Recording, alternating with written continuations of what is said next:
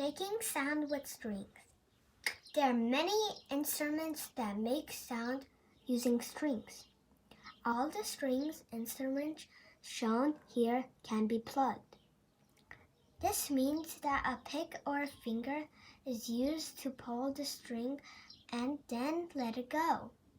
Plugging the strings makes it vibrate or move back and forth very quickly. The vibration makes sound.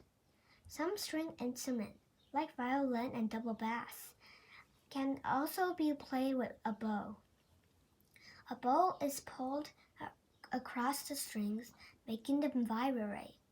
Long strings, like those on the double bass, play lowest notes.